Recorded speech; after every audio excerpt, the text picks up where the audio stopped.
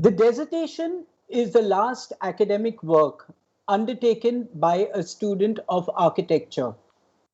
In some sense, it is the springboard for the aspiring graduate to express a position about oneself in the architectural profession. The student dissertation work is presented and graded by Mumbai University jurors, but we at KRVIA have a separate program entitled Design Dissertation Colloquium to discuss and debate the premise of the project and the resultant architectural manifestation.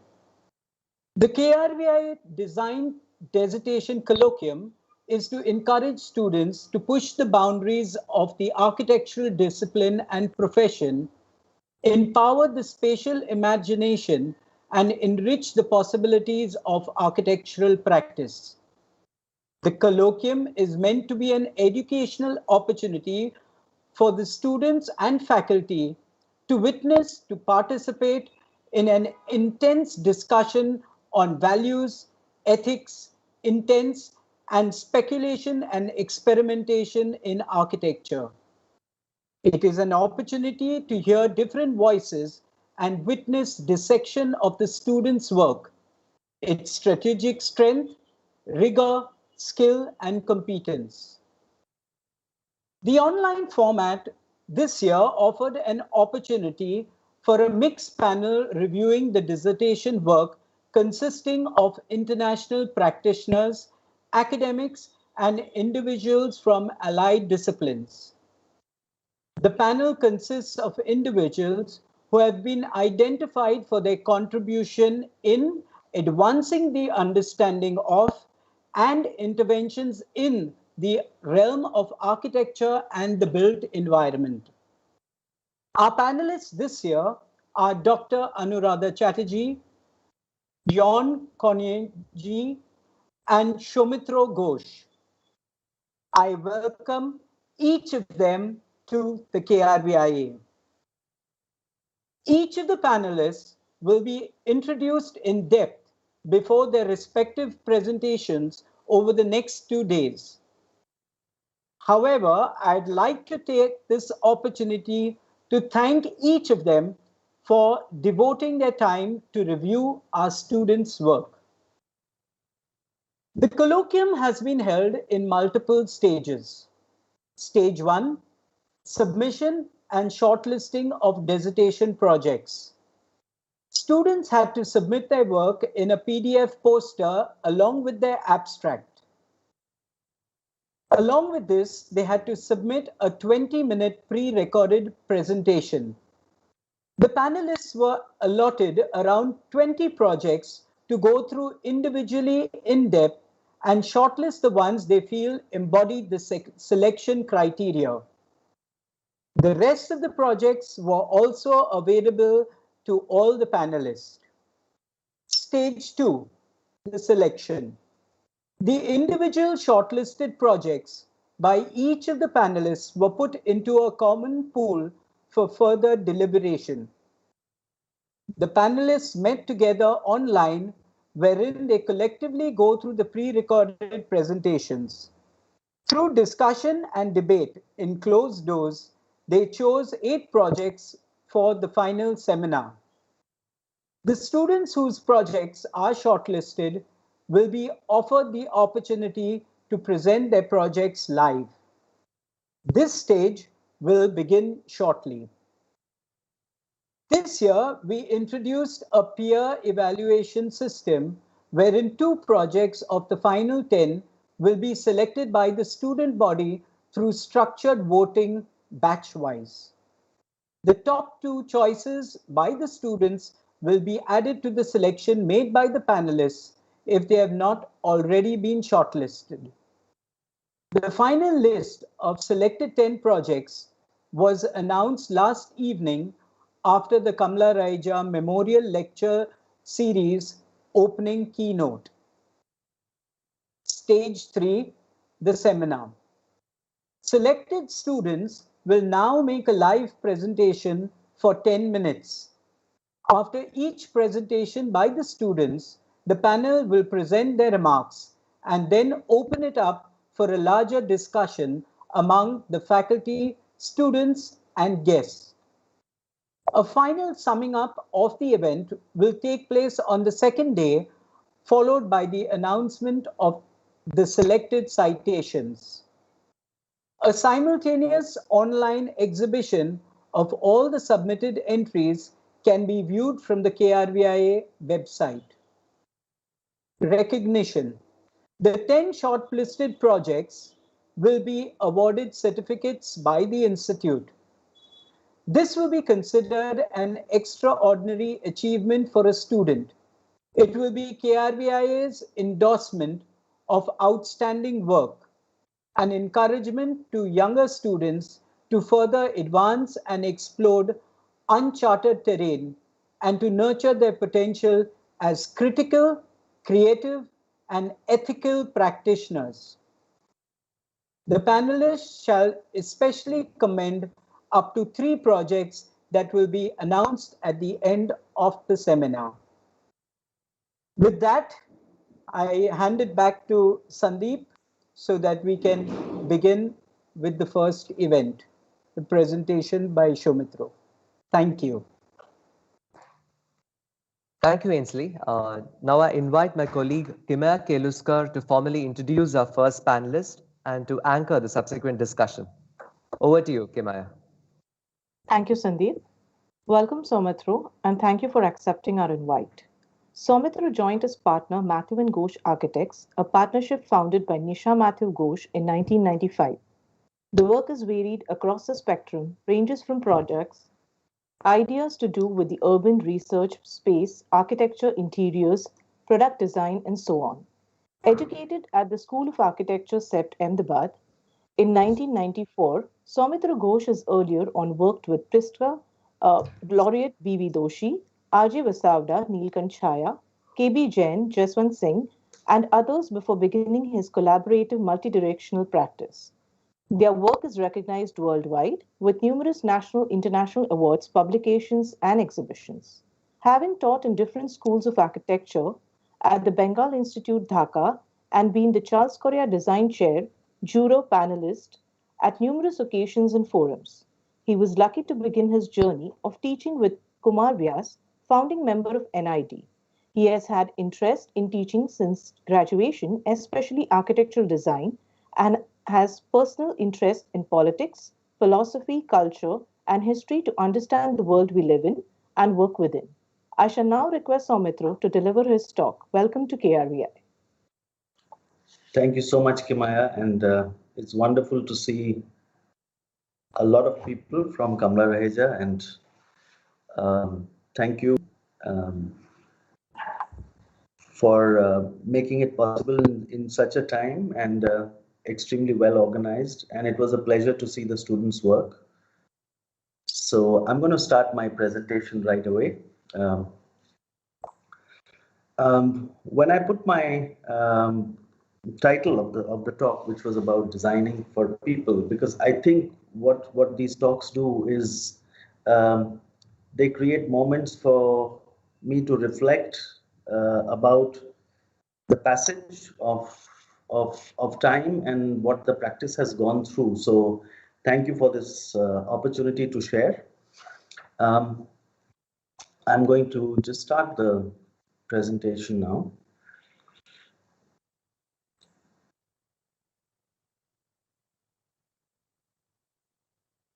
Is the screen visible? Yes, yes, it is. Yeah, thank you. Yeah. So I'm starting the first. There are more or less 7 segments. I'm not going to speak much about each project, but just a gist of things which were important. The idea of home as a place. And this is something which I actually redrew my own home where I grew up till about 18 years of age, trying to see if it is appearing elsewhere, during all these years of practice. And this is the first project that we ever did, which is which is about settling. This was the first house we did with Nisha, and it was for her mother, and it was also the home that we were going to live in. So rather personal in very diverse ways, and it becomes a place for a courtyard and a garden. So it's all about the notion of a home and what should actually become the center of the home, and that actually is something which is at the back, right at the back, a private garden. It has a certain sense of warmth. There is also a lot of peer pressure. I think people who saw it the first time after the project was done in 95, I think, late 95, and they could see that there was so much influence of Doshi's work and other well-known Indian architects. So I think that's something which, so that showed that there was a great conviction. There was also a kind of dependence which one had to grow out of while imagining other places.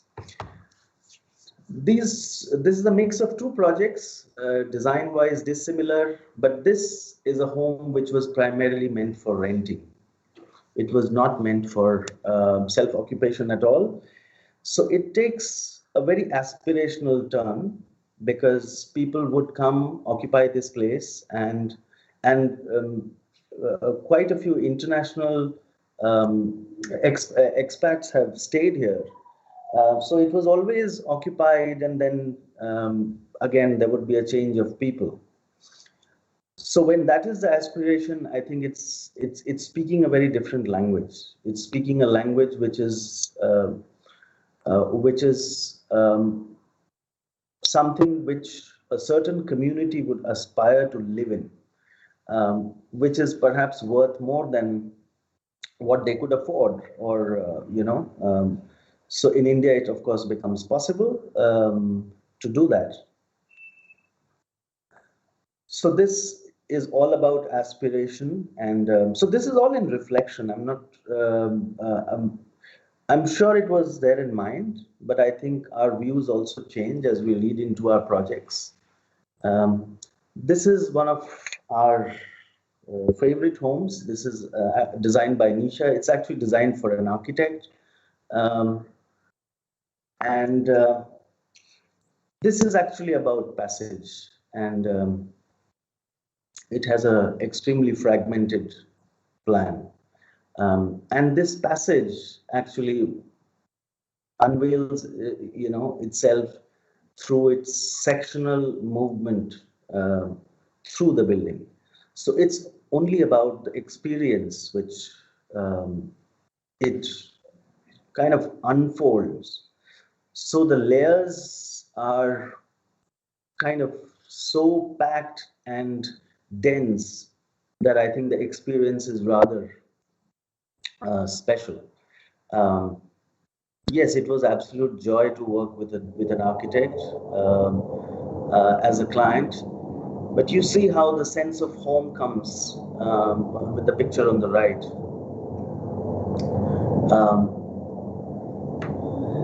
And it has been, we've got good feedback from her, because she became a fiction writer. That's one of the reasons why she moved from architecture to being more a patron for architecture.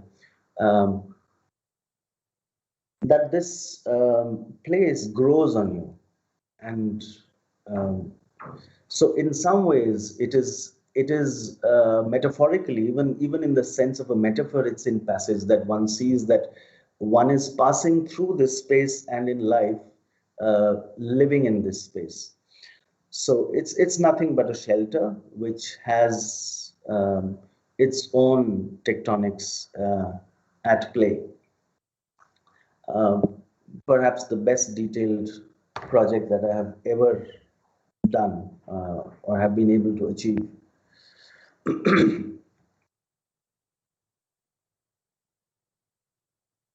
Intimate spaces, I think that's something, how to make a home which where there is not only a larger sense of home, but there is also sense of personal space. And I think this is something, and this all comes from drawings which are in miniature paintings. They are also in medieval European paintings. So looking at art has been an absolute revelation to realize how these little places can become so special. And that's what people remember, and they forget about the house.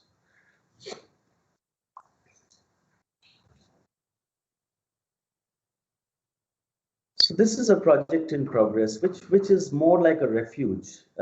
This is in the hills, and actually it's for the same architect client. And this time over, I'm designing this project, and it's in progress. Um, Quite different from what the previous one was, but yet I'm sure one can read into it. Into the house. It's broken into two separate parts. There is the living space, living, dining, and kitchen, and then there's the bedroom space. Um, I come to a set of projects of three projects which are about the place in the city, uh, uh, and why they take a particular kind, become a particular kind of architecture. They become absolute two projects that I show now in sequence. They are in absolute interior worlds. They have literally given up on uh, any kind of order in the world outside, and kind of an obvious disappointment that nothing is in control, that one actually makes a completely interior world uh, which is opened up only on the inside. And it's actually inspired from very narrow buildings which go up 4 or 5 floors, and they stick right next to each other in the older part of Bangalore, and the light is brought in. So it literally behaves like a connected set of three buildings. So then it's only about the inside, and how the inside becomes this kind of ephemeral space, which is where the skylight, which is just 4 feet wide, which goes down by 4 floors and lights up the whole building, and makes a courtyard on the top.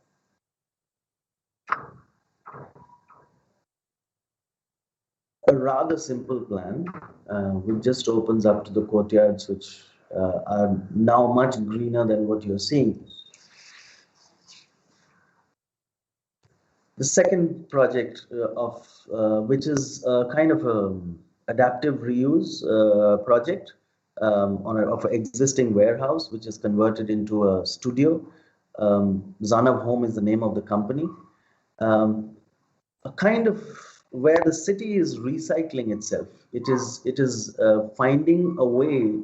Uh, Now there are a couple of things to remember. That one is, when one is talking about this inner world, it is also being very frugal. It's also being very frugal in its approach to um, uh, that this building was never demolished. It was converted. All the yellow components were removed, and certain spaces were added, what is um, shown in the red. So it becomes a new skeleton, which is inserted into the older concrete skeleton, is the insert of the steel skeleton, and two floors become 3 floors by subdividing it. And the whole building is kind of incised to bring light from all over, and denying the outside completely, and taking the light down right through to the ground floor, with complete natural ventilation, and absolutely no mechanical means,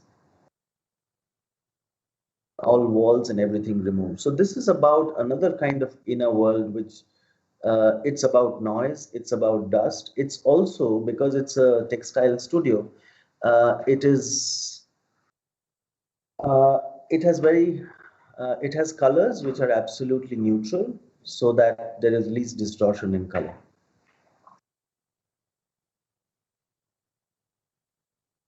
And the terrace, which is before the planting had been done in those circles.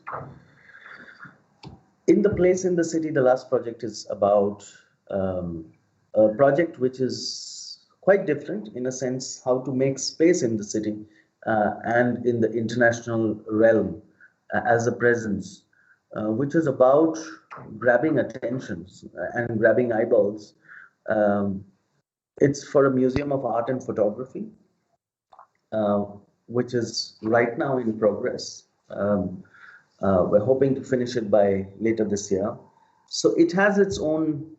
Um, it's it's extremely simple building, which is just a box for very practical reasons of controlling light, temperature, humidity, security, and various things. Um, so how does it?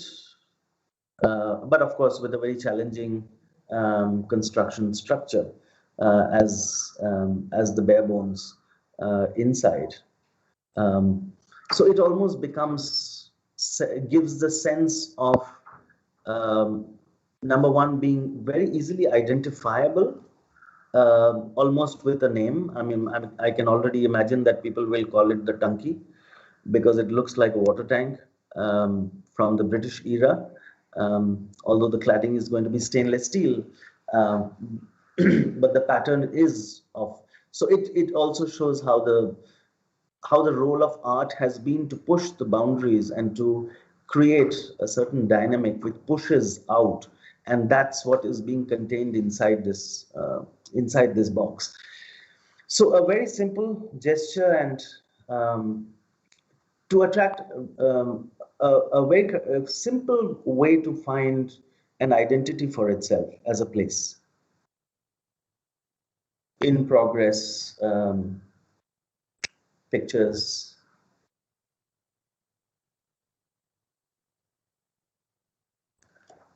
Now I come to three projects which are related to places with history. And I'll start with the Freedom Park, which was a jail. So it's must be about 150 years old now. It was converted into a public space. So this complete diametric transformation of usage was a very interesting challenge. So it also meant that the older pattern which existed of containing people is now a place which is going to welcome people from the urban center of Bangalore, that it had to find a new layer to it. So there is the old layer, there are old structures, and yet there is an overlay of a new space, which a new urban space, which actually opens out the heart of the whole thing, and also changes the complete panopticon plan, which is of surveillance. It breaks it out, so one can sense it, but yet it has established a new order into it, and transformation of certain buildings to bring them back to their original state of how they were, and also making certain additions which now house certain facilities.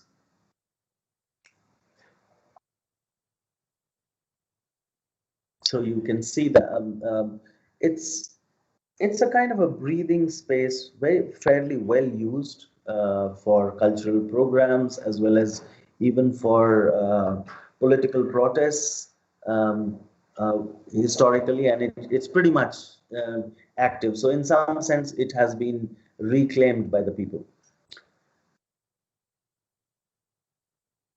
The next project is a tiny intervention. It's a school which is just an extension of one classroom, and it has made all the difference. Uh,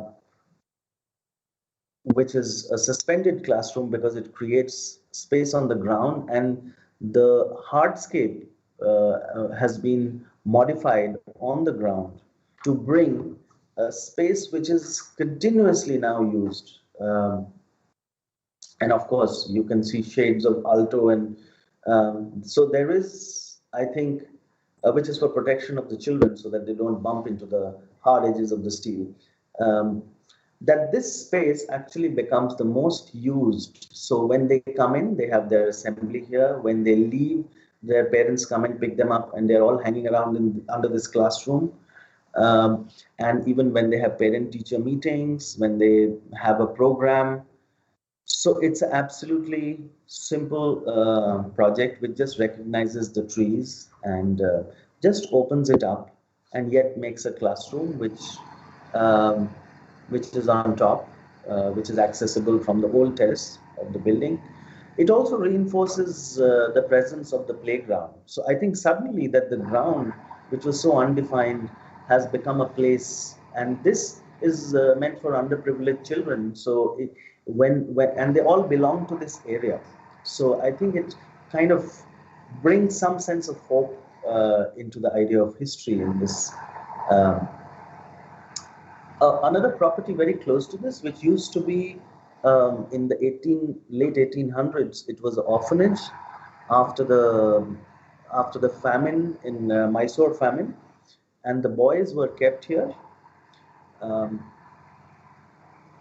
so this was really falling apart, and then it was taken for a design store, which then it was very meticulously conserved. What you can see in color are the red sticks and the blue brackets, and a few wooden beams which have been sorry, interchanged or capped. Uh, and you have this. This was the condition of the building when we received it, quite mutilated in rather poor shape, and this is what it has become. Um, with very minimal intervention, largely and mostly structural, uh, and with a very light presence, which was absolutely deliberate, like intervening with an extra beam and structure which was giving way. Things like a simple skirting, a level change, um, the stitching of the corners of the building because it was sinking at the corners. So this is it's interesting to do such projects because they are very very light. They are something which you do not where ego is absent, and you're literally you're walking with very gentle steps. I come to the next set of projects, which is about the idea of healing and loss. Most of us are familiar with the Bhopal gas tragedy, and decades have gone by.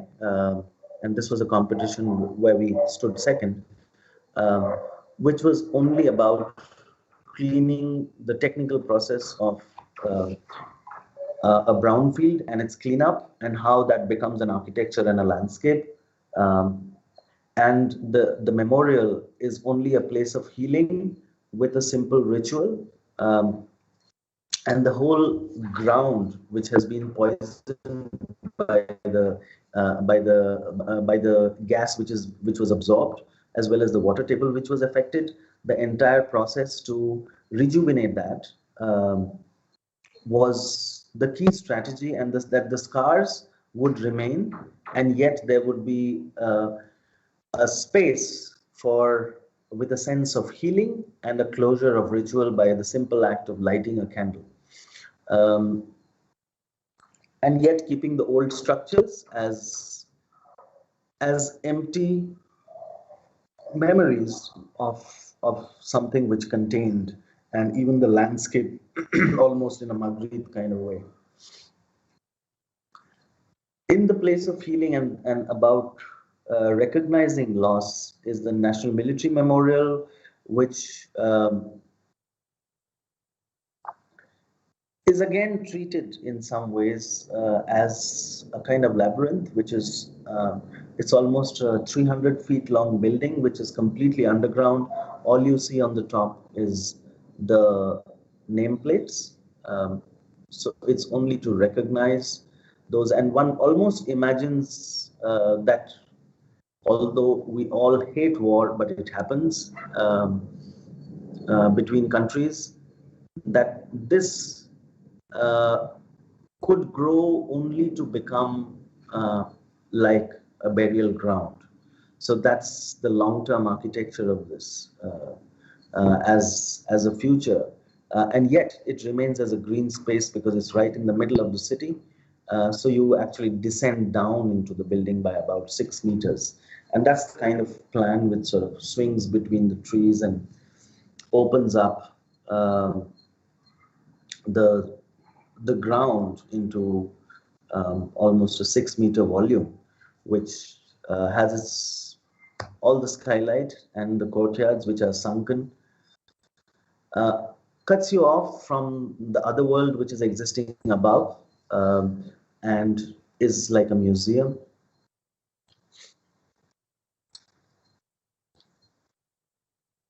I come to a set of projects which is about places in time, which is 3 unbuilt projects. This was two were competitions and one was a project which was shelved. Um,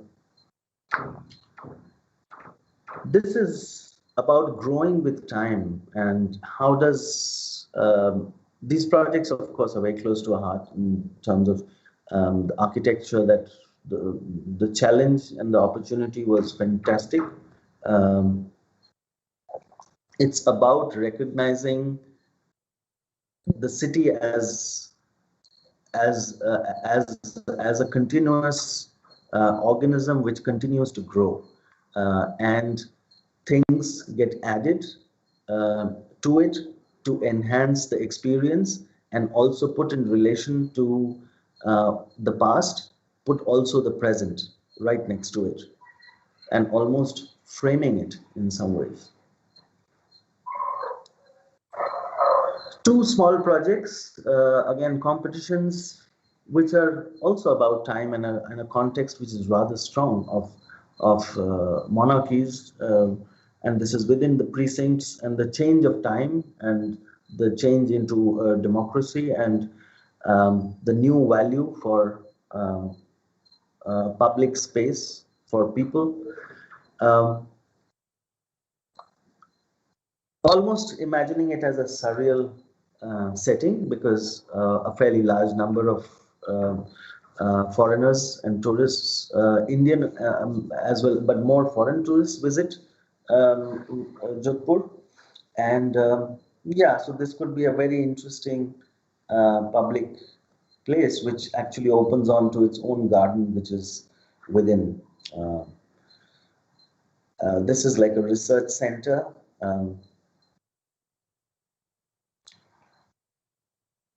And this actually opens onto a lake, which is the ticketing and a place for kind of entrance to the fort. This project is actually related to the Museum of Art and Photography because previously the project was supposed to be at the location of an existing building, which was the Venkatappa Art Gallery, which you're seeing in the kind of yellowish color, which is existing, and it was being added on, and it was being completely connected to the Cubbon Park at the back, and it was being connected to the main road. And there are two other museums next to it, which exist. So it was trying to make a space which would become continuous between the three fragmented museums and almost making it a new gateway and giving a new face to the public garden, which is at the back. And that is far more with a public space and a certain generosity of creating now a place where people could really spill out and weave through the building.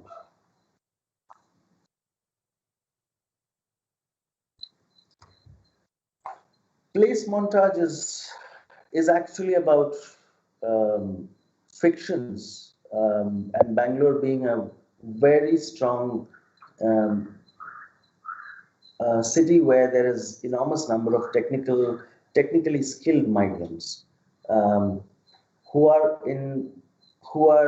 on the move, and there are people who are rooted. So how does one deal with a public a design for a place where people would come? What narrative and what fiction does one create? So that's what this whole project is about. This is not in an old, uh, uh, it has all been recreated from old materials. Um, Fairly large, extremely open, absolutely green, almost like an oasis. Um, so this is like a bar and performance space, and the largest in Asia. It's about 65,000 square feet.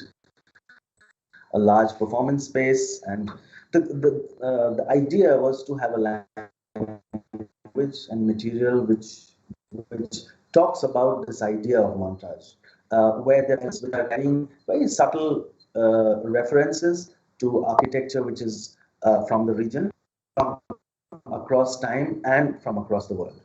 So that's a very interesting imagination, which when I started my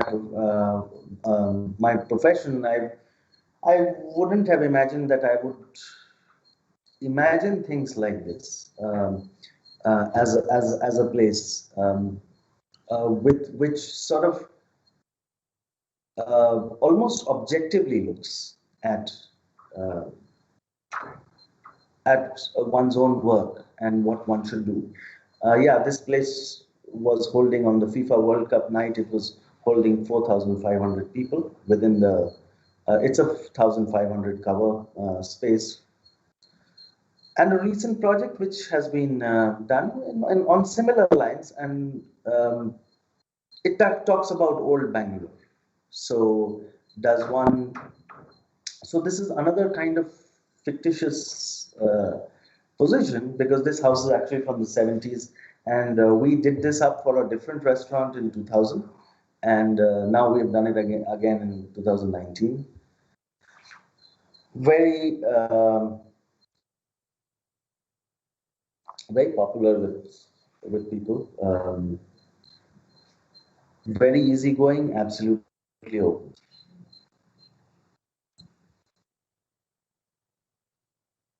The two last things that I'll show you is about the human endeavor, and how they're related to making of space. This is the giant stone, like a monolith, which has been dug out from a quarry.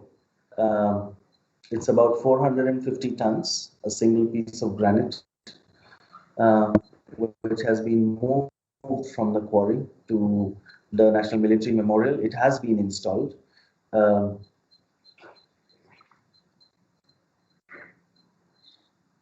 so this is the movement of with a 240 wheel truck out of the quarry, and it, with 4 trucks in a row, it moves. And the men who work there, who would actually create this anchor stone in that space which has been installed now. And the process is 50-ton, raising it up. Sorry, I'm going to just skip to, are you able to see the screen? Yes, we are. Yes. Now we can see your desktop. Yeah, okay. Okay, so I can put it in the PowerPoint. So that's the kind of space it's generating on the of the National Military Memorial. That's the stone, when it's still under completion. So I'll go back to my PowerPoint. So this is the last thing, which is actually about what Nisha does, which her art project. And for me, it was fantastic to choreograph occupying space of the architect's house with this life-size tiger. It's an artwork. So I decided to make it travel through the house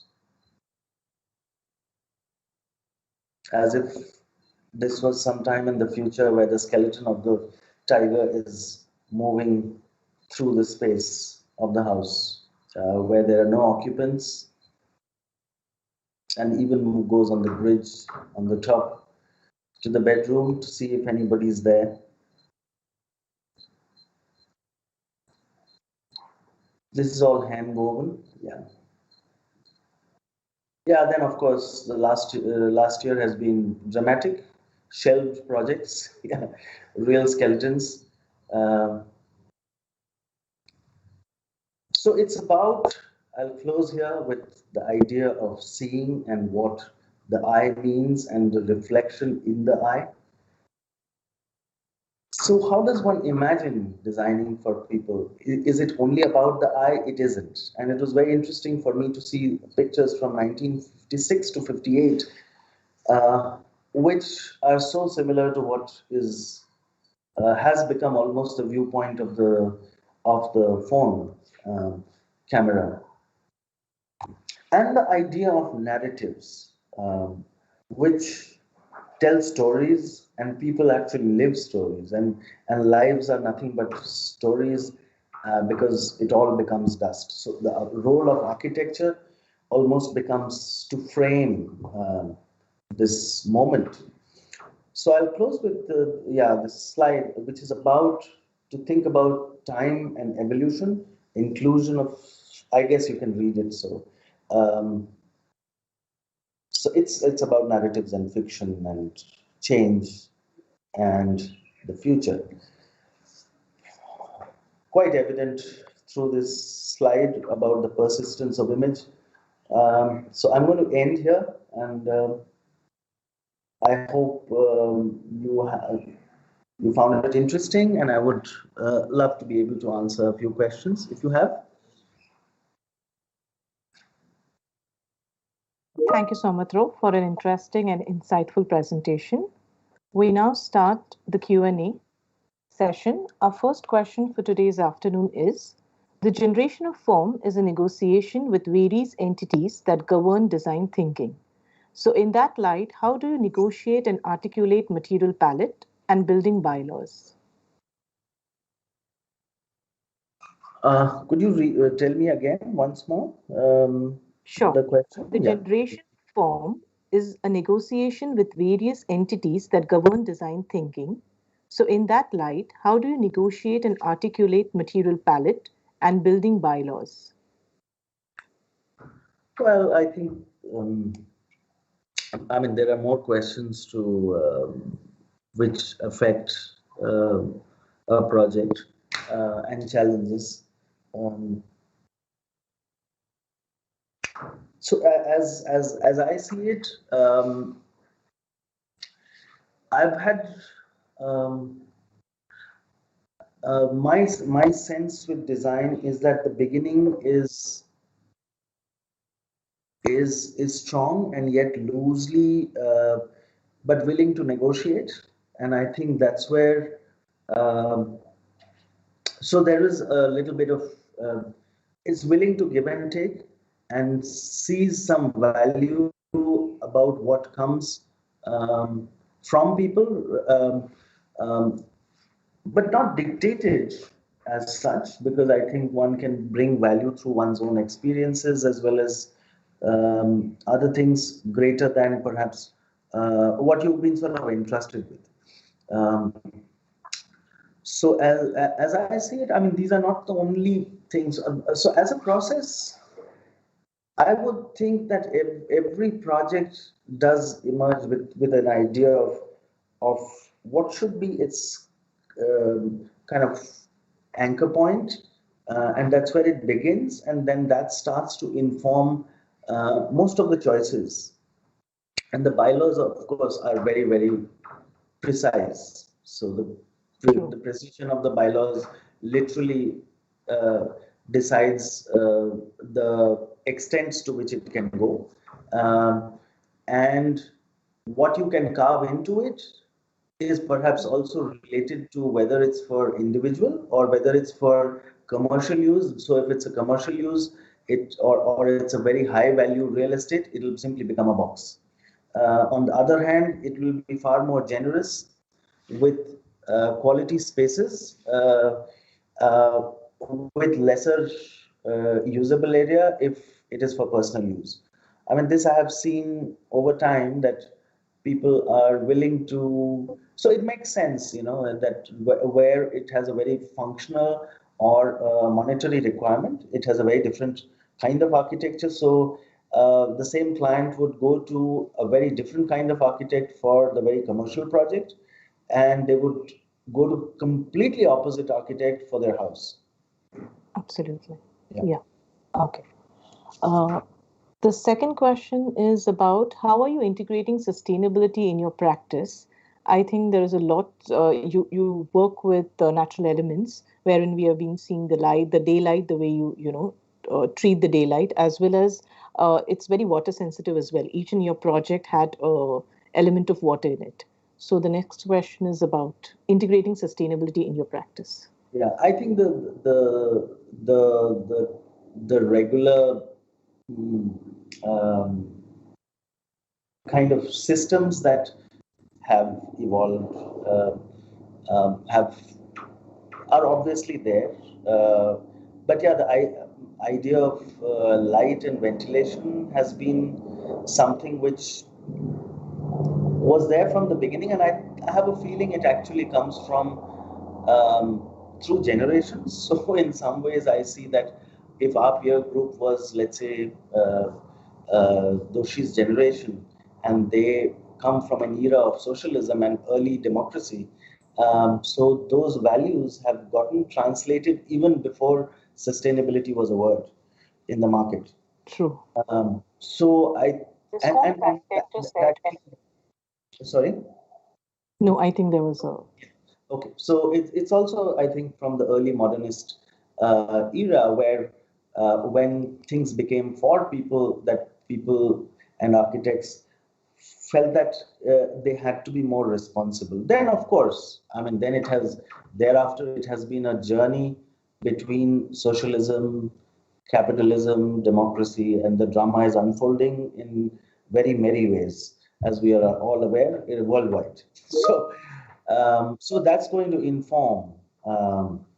That's going to inform uh, as what we take away from.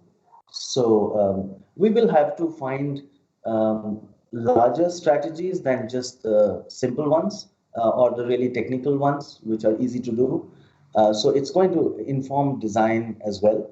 Nisha is quite active with that, as she's working on the idea of sustainability for the India Design Pavilion this year for the London Design Biennale. So yeah, I think that has been of interest, and she has been investigating much more in the last year in this direction. So I think we will now take a last question for the session. Is there a continuity of the mode of exploration of a previous project into a new one? Or are there times when successes of previous projects prompt ideas for the new one? I would say both are true. I would say both are true. Because it was interesting that I had gone with my friend and architect client, and um,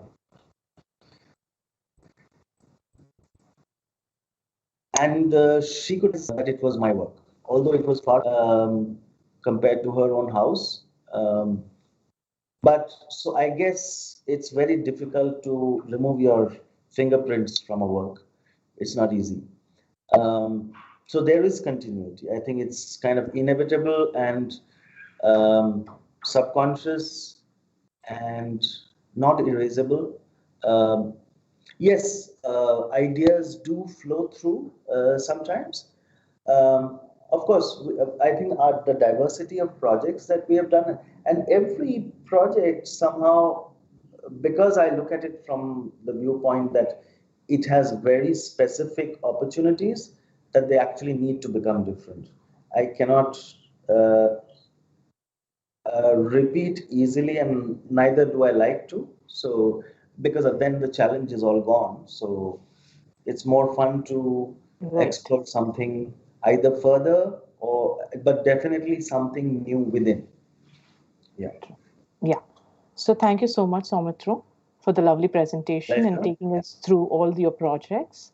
Over to you, Sandeep. Thank you.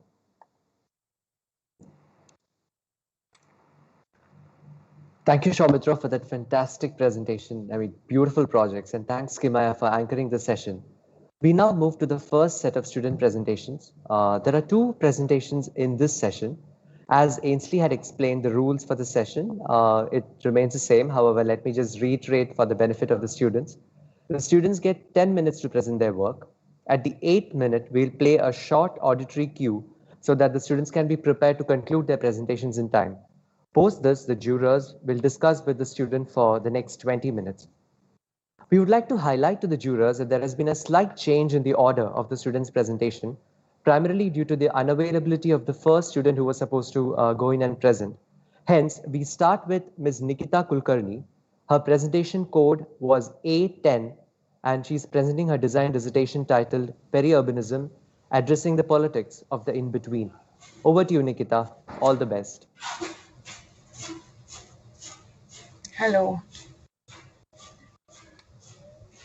Hello. Hi. Hi, Nikita. You're audible. You can start your presentation. Yes.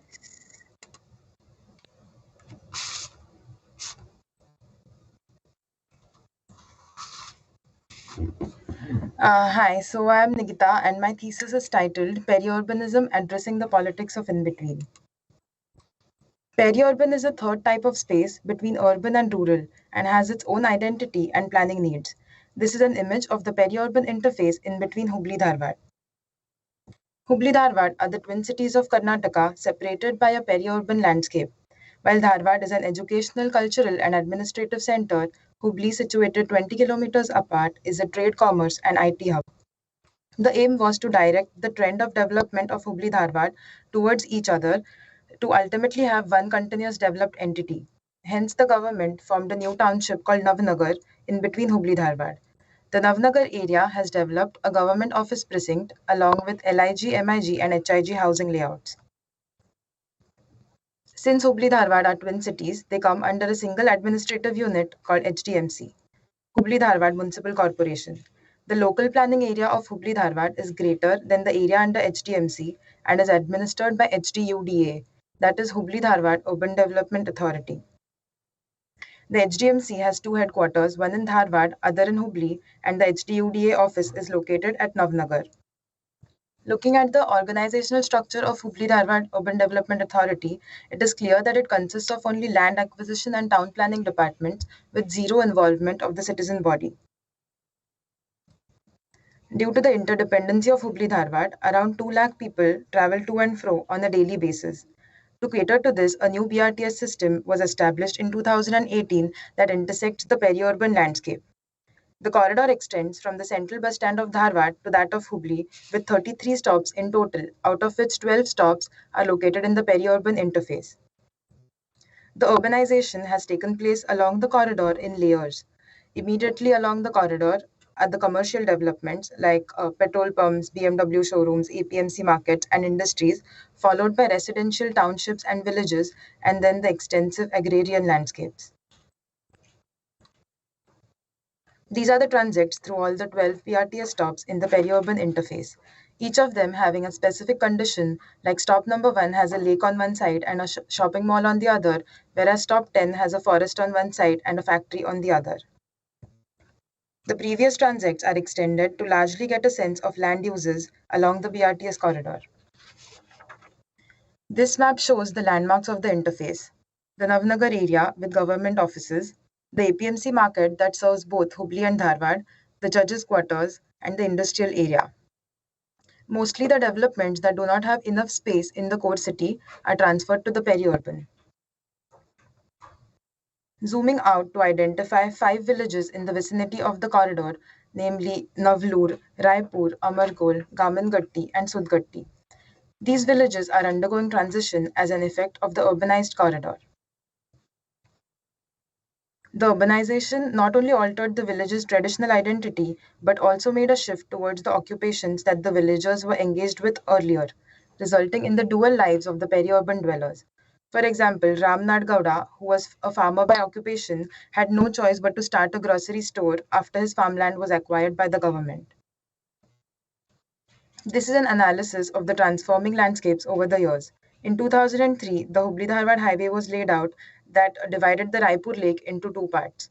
When the BRTS corridor was established, the road was widened by 44 meters that led to the shrinking of the lake. Here are other examples of how the farmlands were acquired to build the judges' quarters, industrial area, and the government precinct. Then the question arises, who has the power to define what a landscape should look like?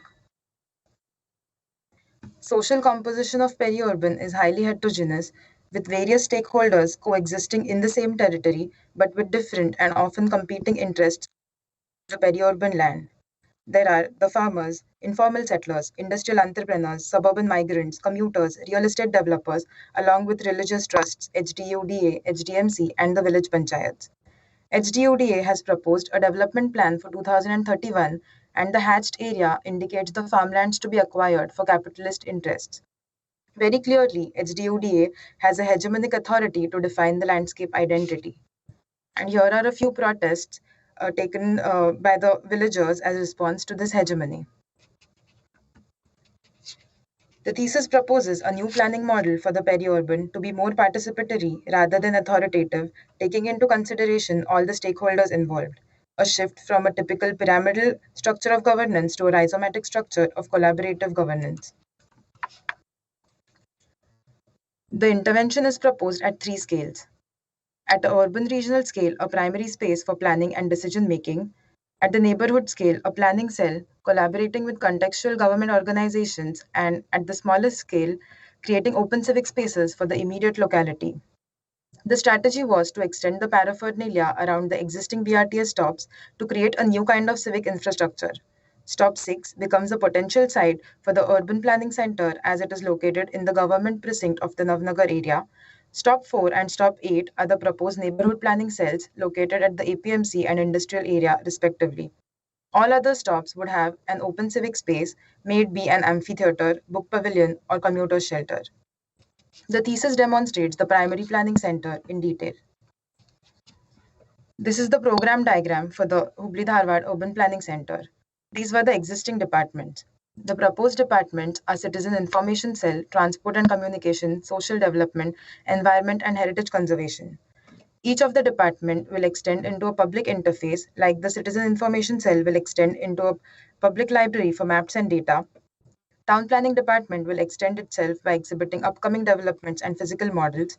The Transport Communication Department will have Citizens Radio Station, whereas the Environment Conservation Cell will extend into a seed bank and a park, thereby making it a space of interest for all the stakeholders of the peri-urban.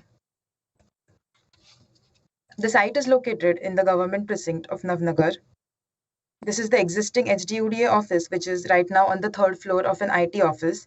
The GST office, the existing excise goods department, the RTO office, the BRTS stop number 6, and a small temple on site. We can see that there's around 70 meters of unused open space, which is confined by a large compound wall. Basically, the intervention acts as a bridge connecting the two sides of the corridors attaching to the bus stop, extending on this side to connect to the existing excise goods office. The stagger creates different scales of courtyards. To the right of the bridge are public programs, while the left begins with semi-public interactive programs leading to more private programs. As the slope decreases in this direction, a reservoir is made at the end of the bridge that collects the groundwater as well as water from the roofs. On the ground level, adjacent to the corridor on the right is the feeder transport and parking facility, the farmers market, seed drying courtyard, the park, and the reservoir. To the left is a large public plaza surrounded by the city museum, city library, and the existing temple. Here is a tower to observe the developments around and has an information kiosk on the ground. This is the existing excise goods office. Due to the bridge, major public influx happens on the upper levels too. Hence, the bridge is programmed with an exhibition space and a bookstall. On the right, the bridge extends into a cafeteria for the commuters and ends with a viewing deck. On the left, it extends into public interactive spaces like citizen information cell, radio station, seminar room, another bridge that connects to various department offices. The terrace of the existing excise goods office is reused with a large participatory planning workshop space and a canteen. In the interior are more private office programs like the boardroom and other administrative offices. This section is through the plaza, the museum below, and citizen information cell above. The tower becomes the marker for the civic center from where the crowd of the plaza can be addressed.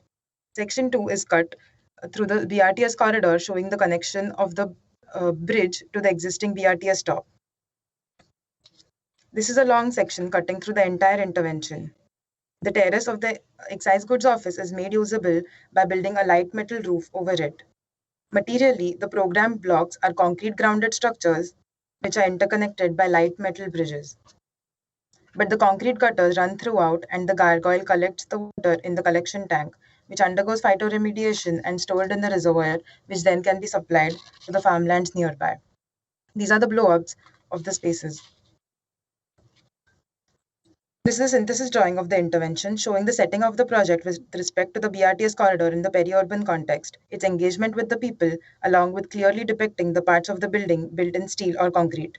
This is an attempt to design a kind of civic space that allows for many voices and functions, which then could act as a catalyst for resolving the conflicts of the peri-urban. The intervention accommodates various interactive spaces ranging from public plaza, farmers market to intimate discussion spaces, debate spaces, participatory workshop spaces, and other recreational spaces, thereby making it a people's place. This is the detailed wall section of the steel bridge with concrete cutter located here on plan. This is the wall section of the typical concrete block with planters. The solar roof with the connection of the steel roof with the existing concrete stubs. And the rainwater harvesting system collecting the water from these roofs into the flushing UGT, and water from these roofs is collected into the collection tank which undergoes phytoremediation and then stored in the reservoir. Thank you.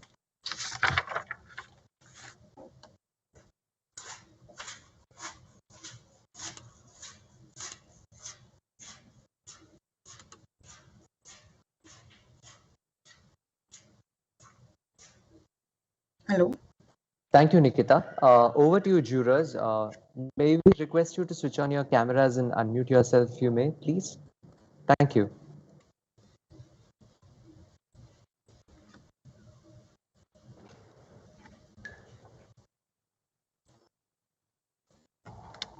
Who will go first?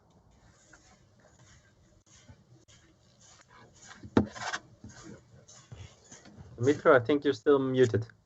Yeah, I was asking if you would like to start. Or shall we say ladies first? Yeah. We can do it alphabetically and then reverse alphabetically. Excellent. Okay. Nikita, thank you for your presentation. I don't have comments as much as I have questions. And maybe this can be more of a conversation because it's not really a jury. So you talked about some of the things I found very interesting in your statement was you talked about the politics, you talked about the space at the in-between. You also talked about conflict and how your project aims to, I suppose, address and resolve these conflicts.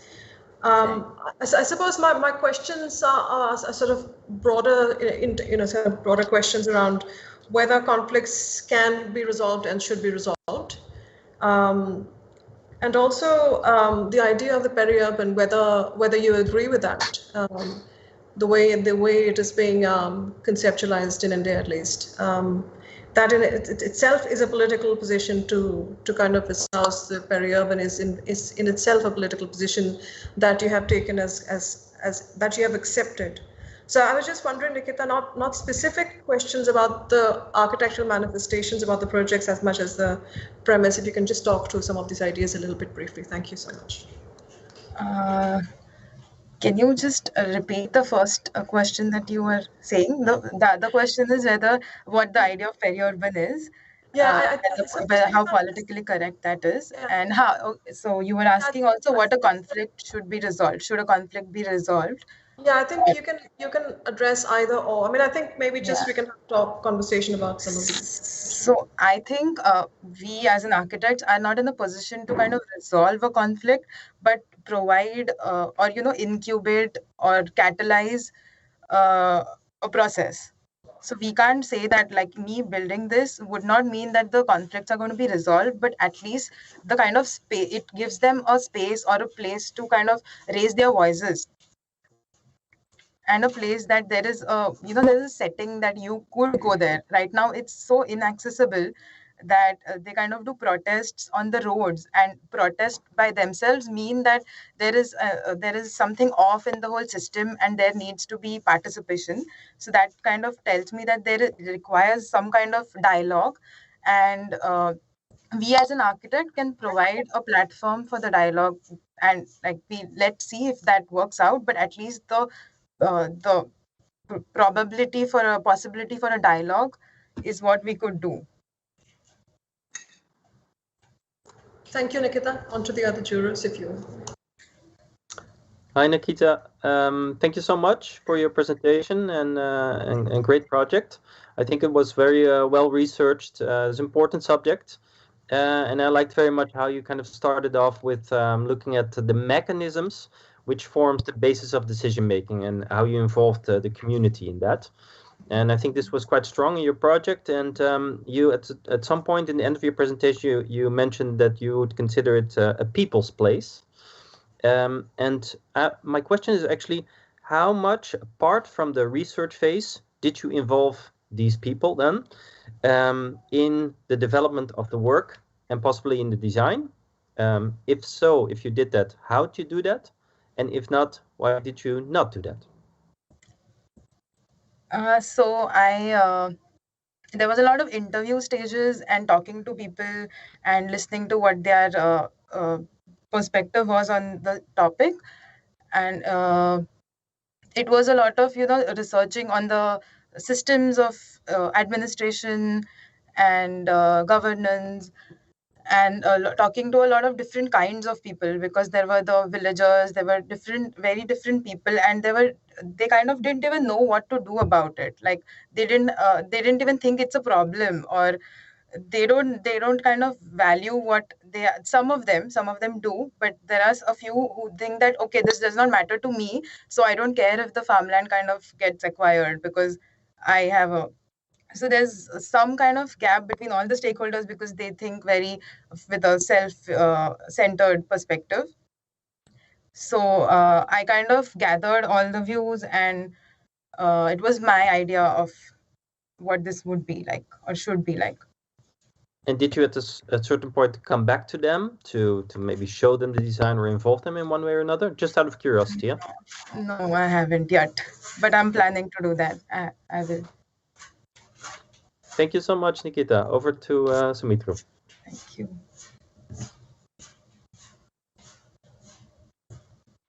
Thank you, Nikita, for the nice presentation.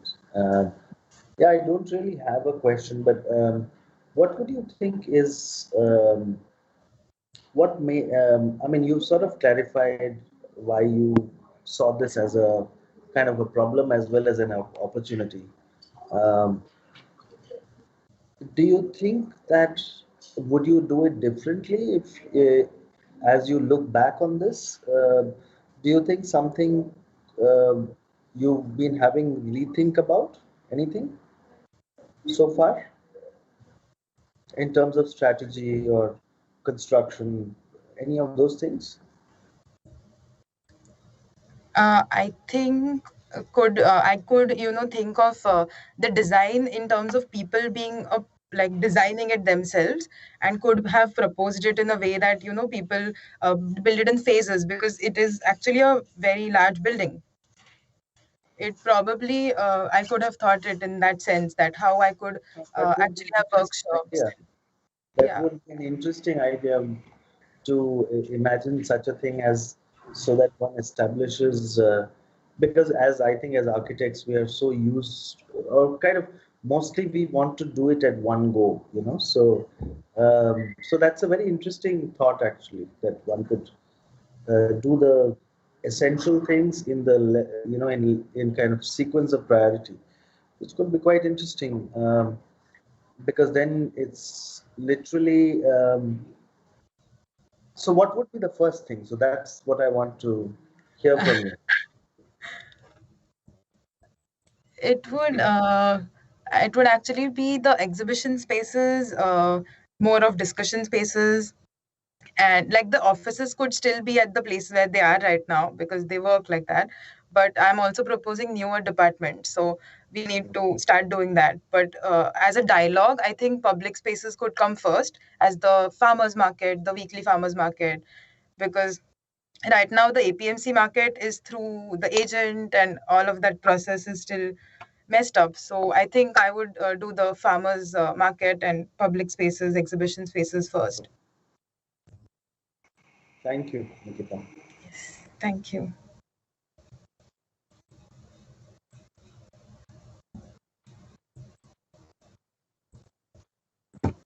Thank you, panelists, and thank you, Nikita. I guess we still have a little bit of time. So if there are any questions from the audience that they want to ask Nikita, with the permission of the panelists, if we may include them. Sure. Sure.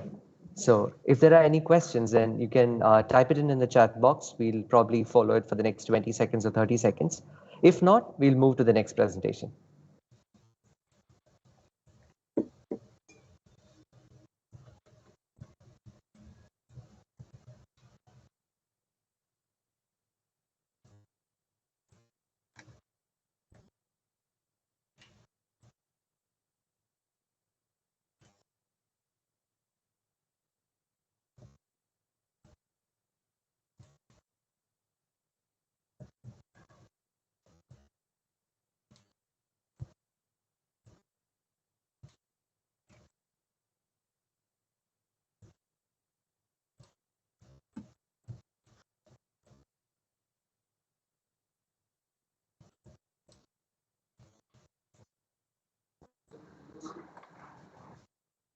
Any questions coming, Sandeep, or should we move? No, I don't think so. There are any questions. So I guess we can move to the next presentation. Yeah. Thank you very much, Nikita, for that.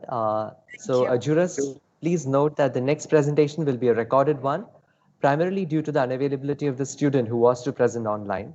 So this pre-recorded presentation will be played by the Students' Council representative on behalf of Harsh Shah. His project code number was A01 in the jury, and the dissertation is titled A Connection Between the City and the River by Harsha. Thank you, panelists. So over to the students' representative to play the video. Thanks.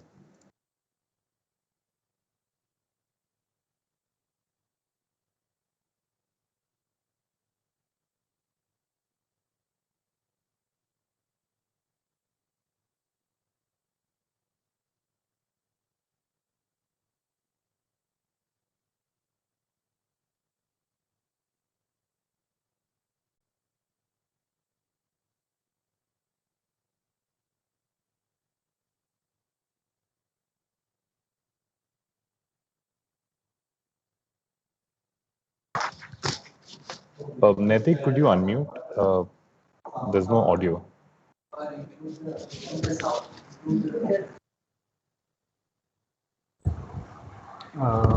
I'll share my screen again. Just a second. Yes, please, and make sure you include the rest of audio. I did include computer audio. Developing most Is it river audible edges now? comprises of Yes. hard edge, thus being insensitive towards the changing nature of the river. City river, case of Gomti, Lucknow. My thesis began with observing the river, its edge, and relationship to its city. The role of the river in the cities have changed over the past years. From being significantly important to the cities, they have reduced to become mere entities to release pollution. The modern approach of developing most river edges comprises of creating hard concrete edge, thus being insensitive towards the changing nature of the river. Also, these edges create a stark disconnect between the city and the river. The investigation started with considering how, in a highly urbanized city, the role of the river and its quality deteriorated over a period of time. how the river has become a mere dead corridor with no relationship to the city. The intent here is to share with the public potential role of the river and reviving its quality and relationship with the city and its people. The thesis also aims to make an impact at two scales.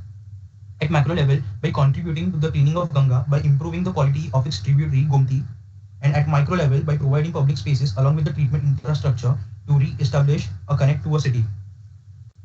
Lucknow city has had very strong connection to its river since the olden times. River Gomti has been a significant importance to the city for development of all historic buildings, celebrations, and various other events during the past years. The river of Lucknow has been a major contributor towards the waste release into the river Ganga. Lucknow being a highly urbanized city, as mentioned earlier, thesis also aims to contribute towards the cleaning of river Ganga. To do so, it becomes important to clean the water at its source before being released even into the tributaries. Thus, River Gomti of Lucknow becomes the starting step in the direction of cleaning Ganga. The current state of the River Gomti is that it is bounded by an embankment that was created to prevent flooding into the city. This has led to complete disconnect of the river from its city. This section alongside clearly shows how the embankment has become a physical as well as visual barrier between the river and the city. These are few activities along the edge of the river as observed on the site. Vendors occupying space to sell products, land used for agriculture, washing, bathing, etc. Few of these activities have been taken up to derive a program for the intervention. Coming to the existing treatment infrastructure of the river and their current condition, there are 26 nalas along the edge that open up into the river. Currently, the system of treatment is centralized with just 2 STPs each located at extreme end of the city. The capacity of these STP is highly insufficient and their condition is very poor. A new approach of treatment is imagined by decentralizing the entire system. Multiple STP would be placed strategically along the river. These prototypes would be placed next to the nalas where water just gets treated before it enters the river. Talking about the other existing network, the network map shows the analysis of the street structure via the road networks and the proximity to the site. The drainage line map shows the location of 26 nalas and existing 2 STPs on extreme ends of the river and all the sewage pumping station next to the nalas. Master plan, the decentralized system. The map highlights the existing sewage system of the city and the open spaces along the river's edge. The master plan attempts at proposing a decentralized sewage treatment for the city. The proposed treatment plants are strategically located at intersection of major drains and the river. A decentralized system as this would make sure that all the water entering into the river from the city is treated. The location plan shows the area of study demarcating various underused park on the site. The river divides the city into 2 parts, one which holds the important historical monuments and parks along its edge, while the other is newly developed edge. 2 potential sites are identified, A. Gautam Buddha Park, B. Shahid Smarak Park, of which site A was selected, since this park houses a sewage pumping station within it and 2 nalas passing through it. This park also has some existing water bodies that can be used in course of intervention. The program has evolved in 3 parts: activities as connect, events as connect, and space as connect. Activities as connect includes the bathing and washing guards, space for growing crops and washing clothes. Events as connect includes the framework for temporary market setup and the race sprint. Space as connect includes the workshop, water pollution awareness, gallery space, bathing guards, and place of performing puja. And the main program is the decentralized treatment infrastructure. The site plan shows the immediate context of the selected site. This is the MG road that leads one to the Bada Imamra and the Rumi Darwaza. Opposite to the site are the other important structures like Atal Bihari Vajpayee Scientific Center, Lucknow Management Association, Sardar Patel Hostel. The plan shows how the intervention sits on the site and its ease of accessibility. Also, the red demarcated line is the embankment. These diagrams show how the objects have been laid on the site to make it more public in nature. They also show the various steps taken for arriving at the orientation of these objects. The embankment that creates visual disconnect between the city and the river, and the parks that adds additional buffer. The compound wall that restricts the accessibility to the other side of the river. So removing the compound wall and making the space more public, laying the access on the site that generates more public along the edge, and reactivating the embankment by adding public function. Introducing the decentralized treatment system along the Nala that allows the public to view the system, making it delight for the people. Inserting public functions that supports the main building, and the STP becomes the backdrop for those buildings. Addition of the guards for the people to bathe attract the people to the other side of the embankment. Addition of the bridge that weaves the building together and its choreographed movement throughout the building, letting the people to explore the system and the river. These are the process models. The main treatment infrastructure is laid perpendicular to the river and cuts and acts as a dominant magnet that attracts people towards the river edge. The public toilet next to the STP connects to the other side of the embankment. These objects, toilets, gallery space, and good workshops are tucked into the embankment, allowing more public towards the river. On the bottom of the site is temporary market setup, with raised plinth for public to set up their stalls and market. Going towards the right of the plinth is the RO treatment object that purifies the water and bring it to the level of drinking. The journey of the person starts from that takes you to the upper floor plan. The bridge that takes you to the end of the STP also connects all the objects, allowing one to explore the site. One sees the rotating panel while walking along the bridge. On the first floor, there are offices room, the staff rooms, the cold storage space for storing chemicals, the guards for bathing, washing, and performing rituals. That's the roof plan on the right. Now I will get into explaining the detail of each object. The sewage treatment plant. It is imagined to be a machine that cuts through the embankment. The material for the object are chosen strategically. The part of the structure towards the river is kept at its lightest. Concrete is used in the part towards the city side of the embankment. Towards the river's edge, the concrete silos are lifted above the ground. An exoskeleton is introduced that holds the silos in place. The process of purification is exposed through the transparent pipes, which becomes a viewing delight for the public. The clarifier at the end with constant water flowing through its facade is imagined almost as magnet that attracts the people to the end of the machine. This is the detail of the clarifier is as shown in the drawing. The sound of the water flowing constantly as the water hits the aluminium panel is what attracts the people to the end of the machine. This drawing is the extruded axo of decentralized sewage treatment system that shows the exoskeleton, the clarifier, silos, the transparent tubes, the column structure, the rotating panel window. This drawing shows the two different construction systems used at both ends of the intervention. Towards the river, steel is used to keep the building lighter, thus avoiding concrete from touching the floor plane. Towards the city side of the embankment, a conventional foundation type has been used. Below are the detailed view of the structural system, the exoskeleton system, the foundation system for the steel, the concrete foundation system. This is the section showing the public interface of the STP and how the transparency of the rotating panel allow the public to view inside.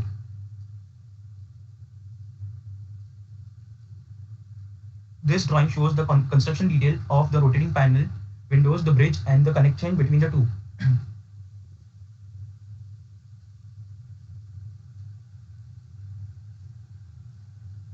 The public toilet. The public toilet extends into the embankment since the part of the structure is on the other side of the embankment towards the floodplain. Its organization is planned keeping in mind the swelling of the river. A single narrow opening is provided towards the ghat that can be cordoned off during the swelling of the river. An RCC frame structure with I section as reinforced is used.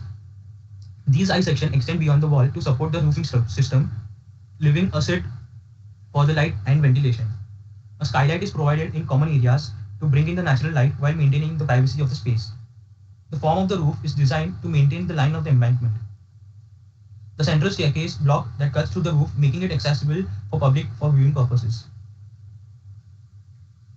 This is the exploded axonometry of public toilet showing the roofing system, the structural system, the core that cuts into the roof. To the right is the organization diagram of the toilet. Gallery space. This space is imagined to be the city's exhibition space where work related to the city of Lucknow are exhibited to its people, from studies to documentaries to the art. A portal-like structure is introduced as transition space between the main exhibition and the exterior. This can also be used as a space to conduct exhibition of comparatively informal nature. The roof of this object becomes a part of the embankment, which is also used by the public to access the ghats and the STP, which acts as a backdrop of the object. This is the exploded axonometry of gallery space, which shows the portal-like frame in the front and the window detail, the roofing system.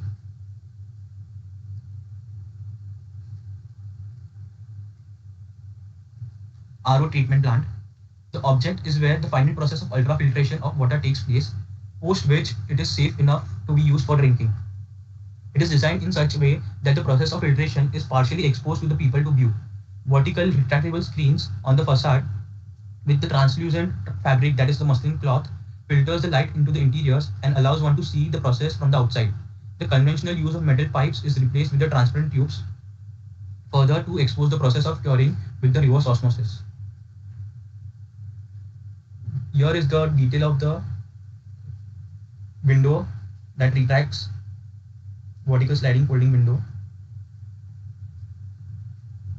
Learning wood workshop. A part of the stretch of the river's edge is used in quite a few interactive activities like wood workshop, exhibition and sale spaces, market setups. These activities have been incorporated in project as catalysts to create connect to the public. A wood workshop for learning woodwork skills on the upper level with space and exhibition and sale on the lower level is planned, with the central staircase core and only four columns touching the ground. The ground level is designed to be light and adaptable in nature. An extended plinth that becomes a spill out space for the exhibition. An exposed steel frame that extends out of the roof provides for a viewing space. The idea of elevated roof allowing for light and ventilation is used in all objects throughout the site. This is the exploded axonometry of the learning wood workshop, which shows the staircase detail and the exposed steel frame on the roof. This is the view of the temporary market framework, where the raised plinths are used by the people to set up their stalls and sellers to sell their products. It is also used by people as seating. This is the complete act to understand the site, to understand the whole building, area of the building. It shows the journey of person that enters the intervention from the elevator and moves along the bridge to explore other objects. It shows how spaces like temporal markets are occupied by the sellers and the wood workshop where the furniture is exhibited. On the top are the exploded axo of all the objects.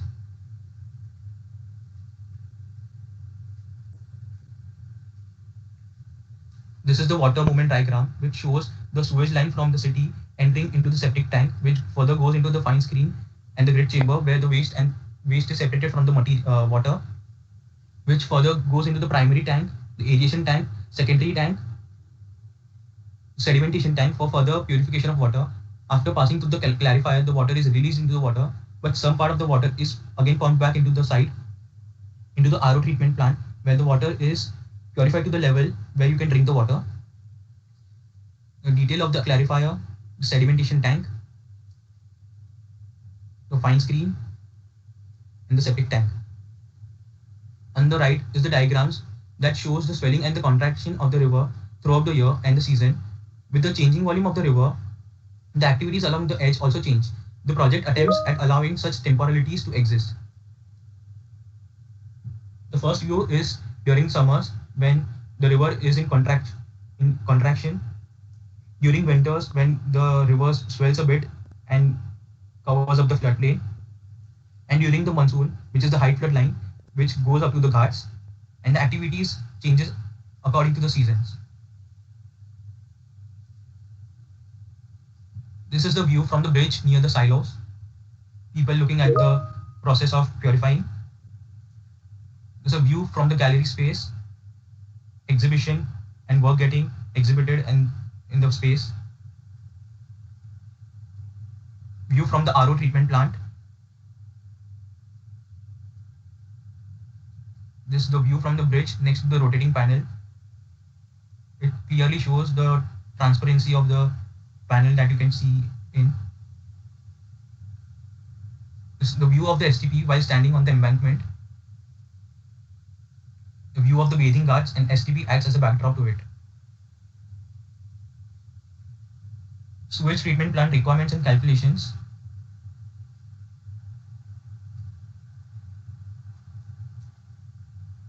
This is the complete axo of the site. Thank you.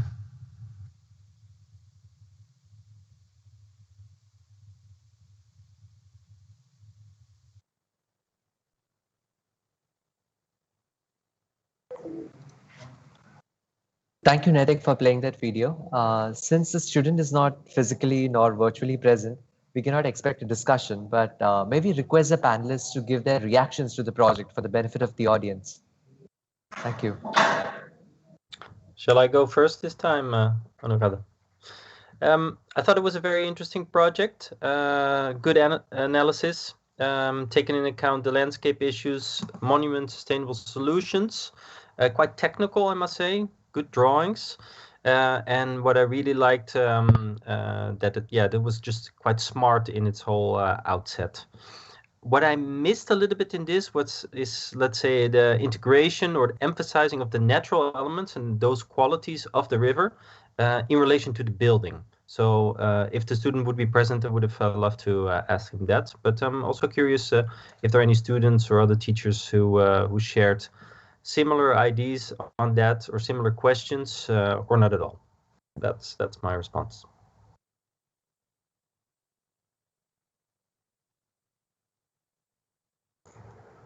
Thank you. Soumitra, do you want to go next, or should I? I think Soumitra has gone for a doctor's appointment. All right. Okay. So I'll go. No, not a problem. So thank you, Harsh, in presenting this in absentia. Really appreciated that. I was very excited by the kind of a technological spectacle that this project kind of uses as its sort of its foundation. I think this was really interesting. I think for me, I wanted to hear a bit more about how the visitor or the uninitiated is taken through this work of engineering / architecture, and how does it make sense to them? How does a building really kind of help them navigate through, and what about the architecture really contributes to the understanding of this technological work.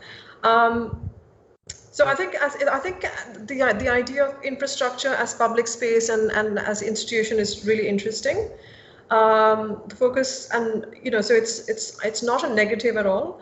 But I would have liked to have seen a little bit more about the experiential quality of what these spaces are like, and to what extent are visitors able to sort of enter into this structure, and so I would have liked to have, I can see how it's being resolved, and the language is a kind of an industrial language, but I would have liked to have heard a little bit more about how the visitor is guided, and how exactly is this communicated, and to what extent is it understood, I suppose. But it's an interesting effort. Thank you, Harsh, for presenting this in absentia.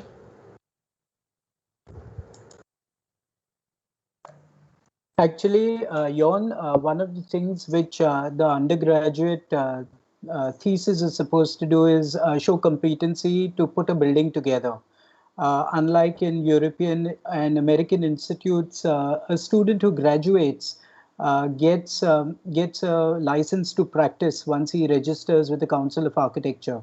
So the Mumbai University and Kamala Raja, being affiliated to it, has the curriculum wherein the student has to show this competence. So the calculation of water, etc., is something which they have to do, show the competence and understanding conceptually about structure and material, etc., etc. So I think there's a big difference between graduate projects in India versus what's happening across the world internationally. So I mean, that's why you'll see all of that. So, but yeah, those institutes who are not affiliated to Mumbai University do have the opportunity to kind of just do research projects or hypothetical projects. But here it's a different kind of a thing. So yeah.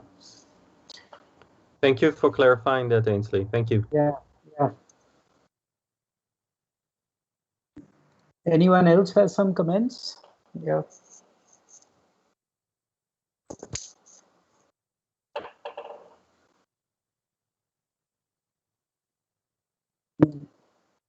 The students are silent, Sandeep.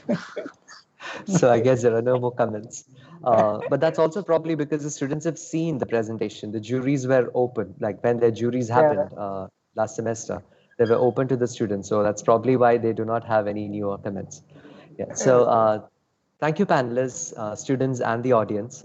We shall now take a short break and reconvene at 4 p.m. IST for the concluding session of the day. The login details remain the same for the event. And let me remind you that the event is also being live cast on YouTube, on our YouTube channel, KRVI Feeds, as well as on our Facebook page. So see you soon. Take care. Bye.